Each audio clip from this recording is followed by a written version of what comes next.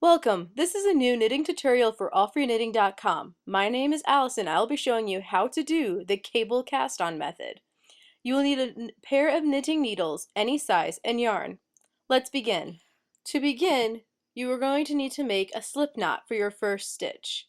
For this cable cast-on method, you will not use the tail end of the yarn for your stitches.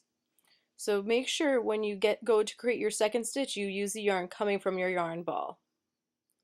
See, make sure when you put your slip knot on that you have it nice and tight. I'm pulling the tail end of the yarn away so that way I am only pulling from the yarn ball.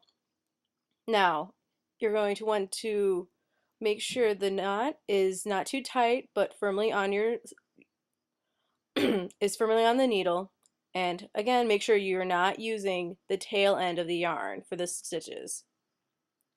Now, place your second needle through the front of the loop and position in the back as you would for a normal knit stitch. Loop the yarn around the second needle in your right hand and pull through the bottom of the stitch.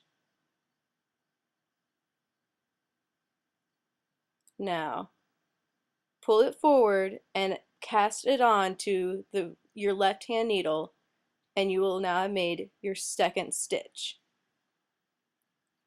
Again, see, you're going to be putting your needle in from your right hand through the back of the loop, grabbing the yarn,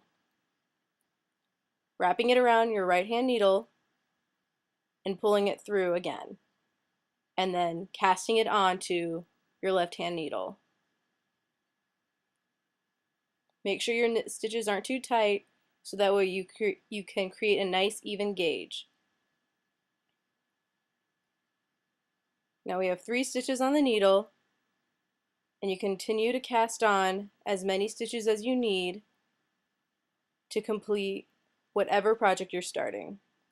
You would be using a cable cast on method in case you don't want to be for any other circumstances that you might feel more comfortable this way, or you're doing a project that you don't have a lot of yarn for, so you want to make sure you use the most of it as possible.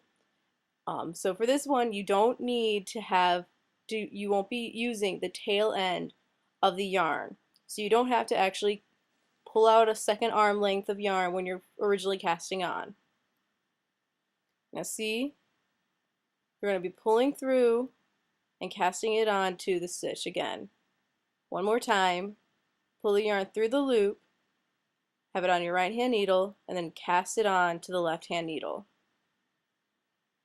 The stitches this way come on to be fairly even, and it's a very useful cast on method. Now this is just another method for casting on your yarn, and you don't have to be precise, but as you can see the stitches are pretty even. You have on the very right end the yarn from the ball, and then on the left end you see the tail. So you don't really need to have that long of a tail when you're casting on for this method. Thank you so much for listening to this new tutorial. Please make sure that you check at www.allfreeknitting.com for more tutorials and other ways cast on methods. Thank you so much, and go knitting!